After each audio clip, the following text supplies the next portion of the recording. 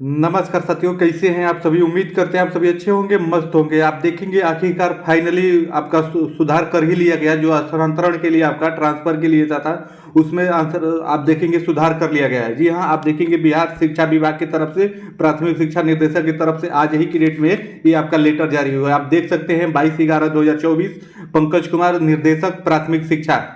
आप देखेंगे कि सेवा में सभी जिला शिक्षा पदाधिकारी, सभी जिला कार्यक्रम पदाधिकारी स्थापना बिहार की तरफ से आप देखेंगे ये नोटिस दिया गया है। ये वरदान साबित होगा उन 6 लाख शिक्षकों के लिए जो आप देखेंगे कि पदस्थापन के लिए काफी परेशान थे कि हमें अपना होम डिस्ट्रिक्ट मिल जाए, हमारा ट्रांसफर हो जाए। तो उनके लिए आप देखेंगे थोड़ा सा संशोधन करके ये आपका नियमावली जारी कर दी गई है। किनका किनका ट्रांसफर होगा, कहाँ ट्रांसफर होगा, मैं सभी कुछ आपको इस वीडियो में बताऊंगा। तो आप थोड़े समय रुक के देख लीजिए, आपके लिए काफी महत्वपूर्ण होगी।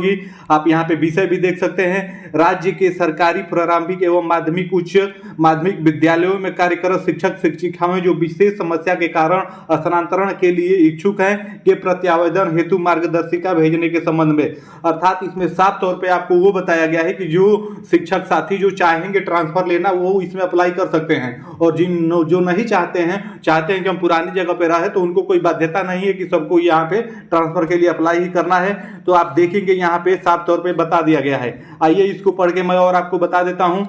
उपयुक्त विषय राज्य के सरकारी प्रारंभिक माध्यमिक उच्च माध्यमिक विद्यालयों में कार्यरत शिक्षक शिक्षिकाएं जो विशेष समस्या के कारण स्थानांतरण के लिए इच्छुक हैं के स्थानांतरण संबंधित अभ्यावेदन हेतु ज्ञापन आप देखेंगे 2065/2036 दिनांक 21/11/2024 यानी कल की बात की गई है द्वारा अध्यादेश निर्गत किया गया है। उक्त क्रम में शिक्षकों द्वारा प्रत्यावेदन समर्पित करने हेतु पूर्ण प्रक्रिया मार्गदर्शिका संलग्न हेतु भेजी जा रही है। निर्देशानुसार अनुरोध है कि मार्गदर्शिका से शिक्षकों को अवगत कराने हेतु अग्रेतर कार्रवाई करना सुनिश्चित करें। आप देख सकते हैं आपका यहाँ पे विश्वासजन पंकज कुमार की तरफ से ये आपका ऑर्डर दिया गया है। तो इसमें कौन कौन, देखिए आपके लिए मैं पहले महत्वपूर्ण बात बता देता हूं कि इसमें किसका किसका ट्रांसफर होगा, कौन कौन इसमें प्रत्यावेदन कर सकता है, वो मैं आपको दिखा देता हूं। यही महत्वपूर्ण था कि विशेष की श्रेणी में कौन कौन आएंगे। तो देखेंगे कि इसमें आपका बता दिया गया है। तो विशेष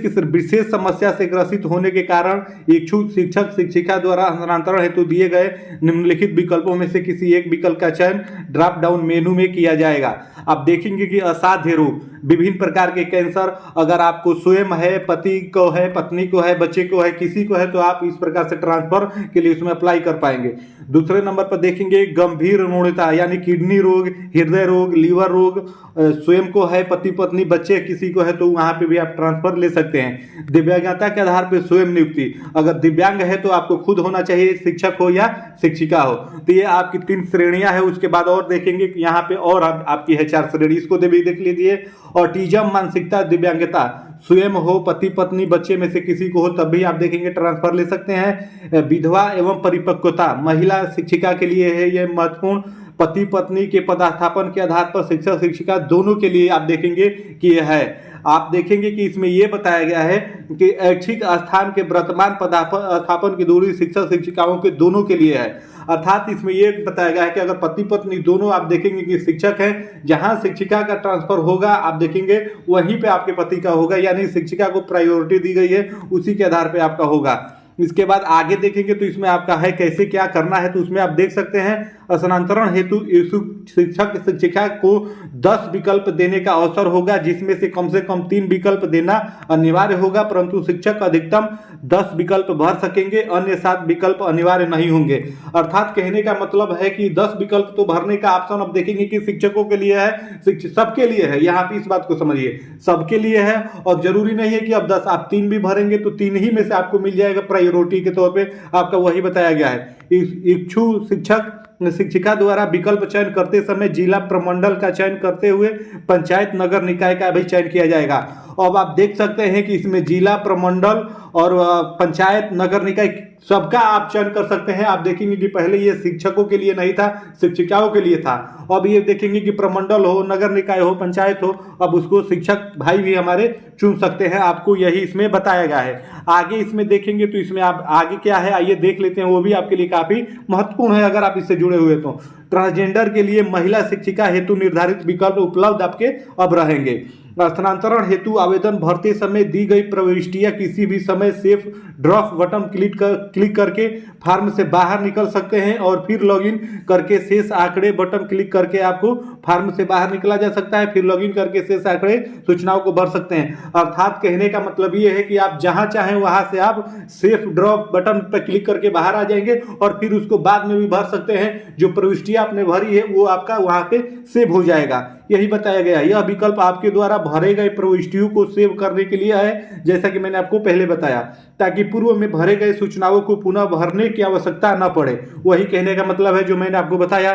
शिक्षक शिक्षिकाओं द्वारा पोर्टल पर सभी सूचनाओं को प्रविष्ट करने के उपरांत अपना लिखित प्रत्यावेदन स्कैन अथवा अपलोड करना होगा। अर्थात आपको सेल्फ डिक्लेरेंस देना होगा, लिख के अटैच्ड करके अपने सिग्नेचर से, वो भी आप देखेंगे स्कैन करके आपको अपलोड करने के लिए कहा गया है, वही इसमें आपका बताया गया है।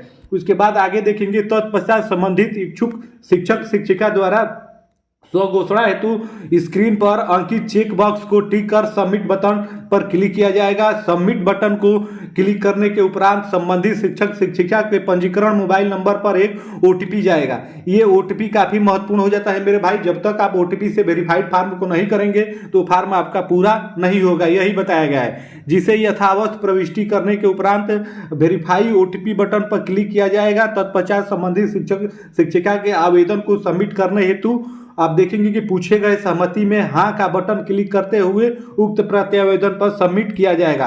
आप देख सकते हैं एकदम अच्छे से डिटो आपको बताया गया है।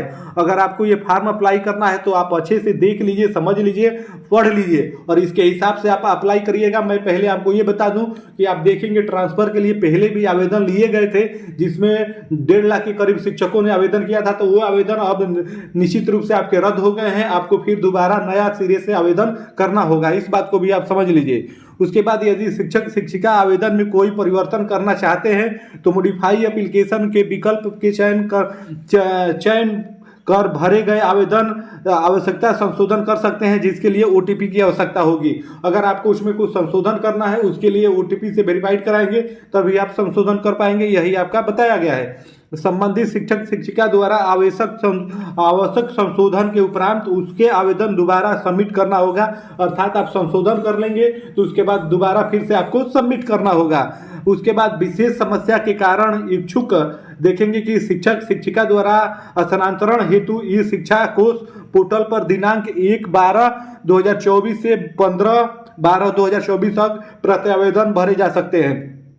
अर्थात 1 दिसंबर से लेके 15 दिसंबर के बीच में आप ट्रांसफर के लिए वहां पे अप्लाई कर पाएंगे।